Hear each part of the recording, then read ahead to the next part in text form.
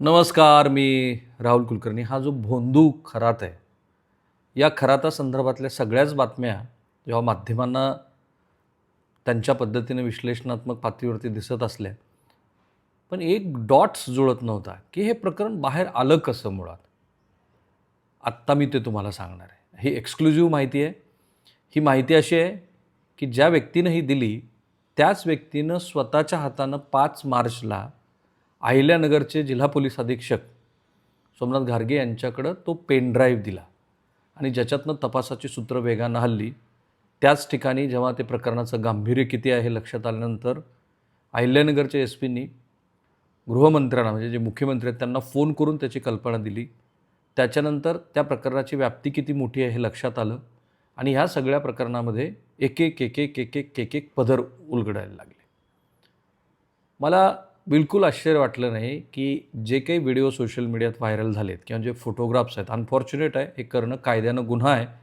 आणि खरं म्हणजे अनेक लोकांनी आता पुढं येऊन तेजस्विनी सातपुते यांची जी SIT आहे तिला मदत केली पाहिजे. त्यांनी त्यांच्याकडची सगळी माहिती, त्यांच्याकडचे सगळे पुरावे हे पोलिसांना दिले पाहिजे. जोपर्यंत तुम्ही हे करणार नाहीत, तोपर्यंत पोलिसाच्या तपासाला म्हणावी अशी गती येणार नाही.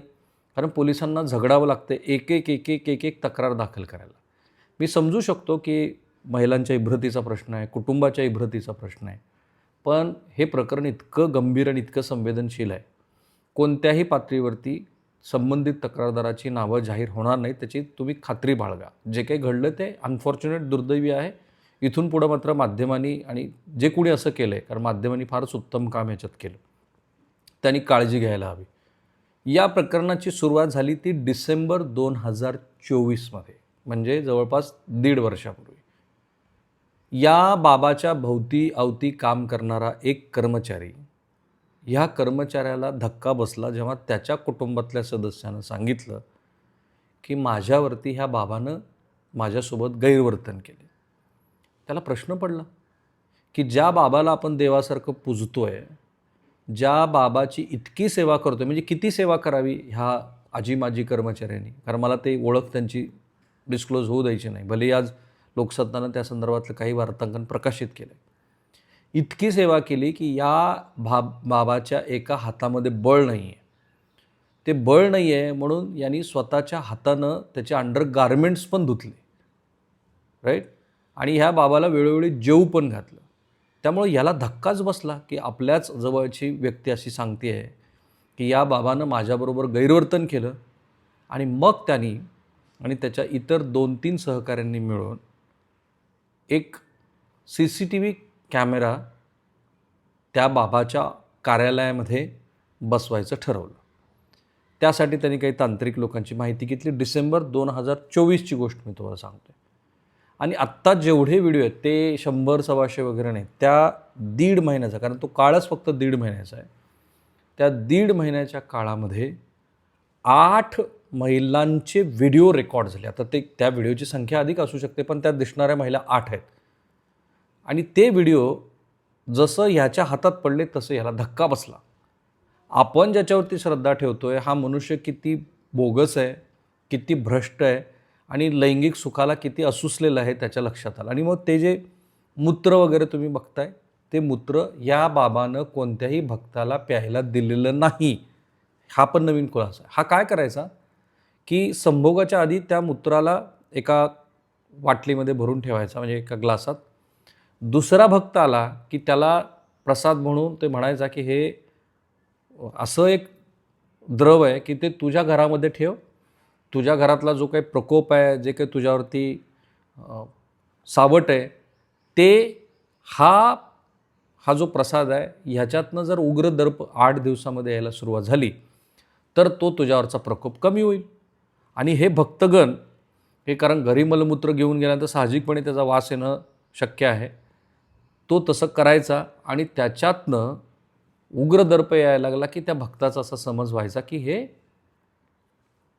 आपल्यावरची माया, जे काही सावट होतं ते दूर जा. जेव्हा ह्या मंडळींनी ते व्हिडिओ बघितले, त्यानंतरच्या वर्षभराच्या कालावधीमध्ये याच्याशी निगडीत असलेल्या काही लोकांनी पत्रकार दत्तात्रय खेमनारला ती बातमी दिली. दत्तात्रेयने ती बातमी प्रकाशित केली आणि त्याच्यानंतर पहिली शंकेची पाल चुकचुकली ह्या भामट्याच्या मनात खरातच्या, की आपले कुणाकडे तरी काहीतरी पुरावे आहेत. आणि त्याच्यातनं एक तक्रार दाखल झाली, ती होती खंडणीची. आता यांचं म्हणणं असं आहे, ज्यांनी मला ही माहिती दिली, ज्यांनी पोलिसाकडे पेनड्राईव्ह दिलं, की त्यांनी कुणालाही खंडणी मागितली नाही. आणि खंडणी न मागता उलट त्यांचा असा हेतू होता, की ह्या बाबाचा भांडाफोड व्हावा. आणि त्या मधल्या काळामध्ये हे लोक तिथं येणाऱ्या काही भक्तांना सांगायचाही प्रयत्न करत होते, महिला भक्तांना, की हा बाबा भोंदू आहे.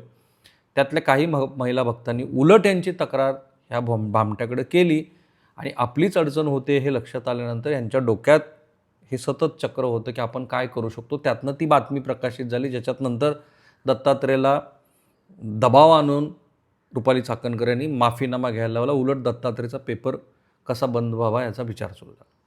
आता यामधल्या काळामध्ये एक अत्यंत धक्कादायक बातमी सांगतो. जेव्हा ह्या बाबाला याचा संशय आला, की ह्या कर्मचाऱ्याकडं आपले काही व्हिडिओज आहेत, तर त्यांनी तात्कालीन एका पोलीस अधिकाऱ्याला, राईट, मी त्याचं पद नाही सांगणार कारण मग त्यातनं पुन्हा ओळख उघड होईल, पोलीस अधिकाऱ्याला कळवल्यानंतर त्या कर्मचाऱ्याला बोलवून 10 दिवस बेकायदेशीरपणे कोणालाही न सांगता इतकी बेदम मारहाण केली की तो चालूच शकत नव्हता. आणि बहुधा एक शक्यता अशी आहे की त्यावेळेला ह्या कर्मचाऱ्यानं LCBच्या टीमला, दोन्हीपैकी एका जिल्ह्यातल्या, काही व्हिडिओ दाखवले आणि मग आणखीनच ते प्रकरण किती गंभीर आहे हे लक्षात यायला सुरुवात झाली.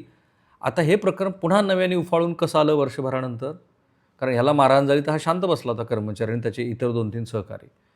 त्यांनी खंडणी मागितली की नाही वगैरे हे जेव्हा रेकॉर्डवर येईल त्यावेळेला मी बोलेन. आत्ता जे काही मला सांगितलं आहे आणि मला पण ते पटलं आहे त्याप्रमाणे मी सांगतो.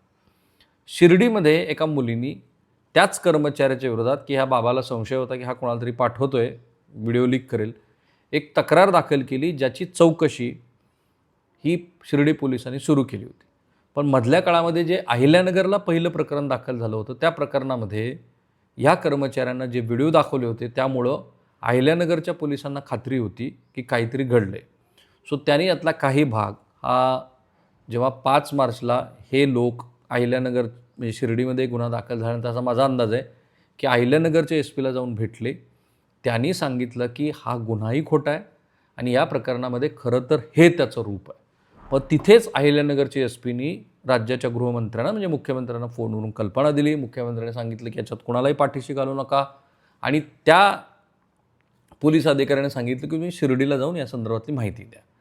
हे शिर्डीला गेलेही भेटायला, कारण मधल्या काळात आणखीन एक घडलं. हे पेनड्राईव्ह द्यायला 5 तारखेला गेले, त्यावेळेला SPची भेट झाली नाही. त्यातले काही व्यक्ती पुण्याला आल्या.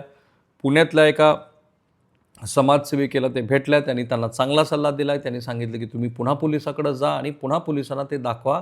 6 मार्चला त्यांनी तो पेनड्राईव्ह हँडओव्हर केला आणि हँडओव्हर केलेल्या पेनड्राईव्हमधले हे सगळे व्हिडिओ बघितल्यानंतर अहिल्यानगरचे SP ॲक्टिव्ह झाले आणि त्यांनी गृहमंत्र्याला कळवलं. इकडे शिर्डीच्या प्रकरणामध्ये जेव्हा पोलीस या कर्मचाऱ्यापैकी एकाच्या घरी गेले आणि त्याच्या नातलगांना म्हणाले की त्याला हजर कर, त्यावेळेला त्याच कर्मचाऱ्याच्या नातलगांनी पोलिसांना सांगितलं की हा बाबा थोतांड आहे, ह्यांनी माझ्याबरोबर गैरवर्तन केलेलं आहे.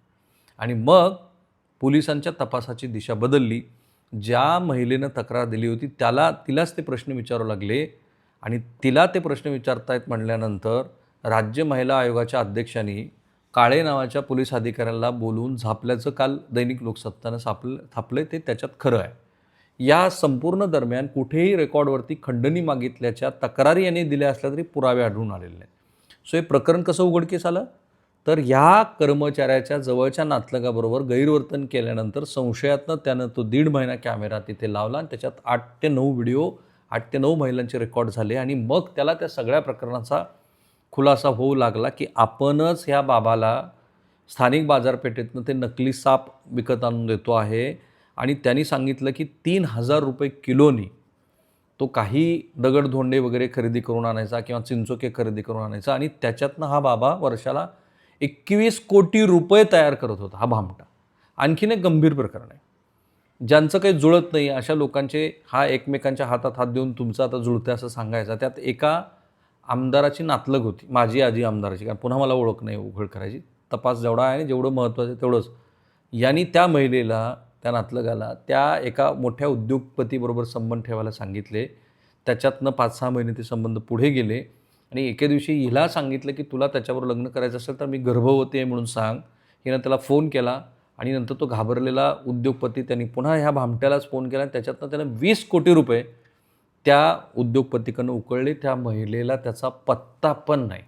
सो हे जे सगळं प्रकरण आहे हे अशा पद्धतीनं उघडकीस आलं आणि मग त्याच्यातनं असं दिसतं आहे की त्या ईशान्येश्वर मंदिरामध्ये जिथे की अंधार असतो, ज्याला खूप मोठे मोठे समाजसेवकसुद्धा, कारण आत्ता बच्चू कडूचे पण व्हिडिओ आलेत आणि अनफॉर्च्युनेटली पोपट पवारांचे पण आलेत. अनेक पोलीस अधिकारी IAS आणि IPS त्याच्या दप्तरी कसे गेले होते त्याचे व्हिडिओज फिरत आहेत, फोटोज फिरत आहेत. सो हे सगळं प्रकरण जे उघडकीस आलं ना ते असं उघडकीस आलं आहे. याच्यामध्ये पोलिसांचं कौतुक यासाठी की त्यांच्याकडे ते गेल्यानंतर त्यांनी ते प्रकरण न दडपता तातडीनं गृहविभागाला कळवलं. गृहविभागाने SIT स्थापन केली आणि मग आपण जे काही बघतो ते आता सगळे म्हणजे विद्यार्थ्यांना पण त्यांना नालायकानं सोडलं नाही. किती भयंकर आहे ते जे व्हिडिओ जे फिरत आहेत आणि ते दिसतं आहे की यांनी विद्यार्थिनीला पण सोडलं नाही, आपल्या जवळच्या नातलगांना पण सोडलं नाही, स्वतःच्या जवळच्या नातलगांना पण सोडलं नाही. सो हे जे प्रकरण आहे हे असं आहे आणि या प्रकरणामध्ये आत्ता कदाचित यापैकी कुणीतरी एक जण माफीचा साक्षीदार होईल आणि ह्याला कठोरात कठोर शिक्षा देण्याच्या दृष्टीनं पोलीस उत्तमपणे काम करतील अशी आपण अपेक्षा करूया. मला फक्त ते डॉट्स जुळवायचे होते, हे कसं घडलं. थांबूया बरं.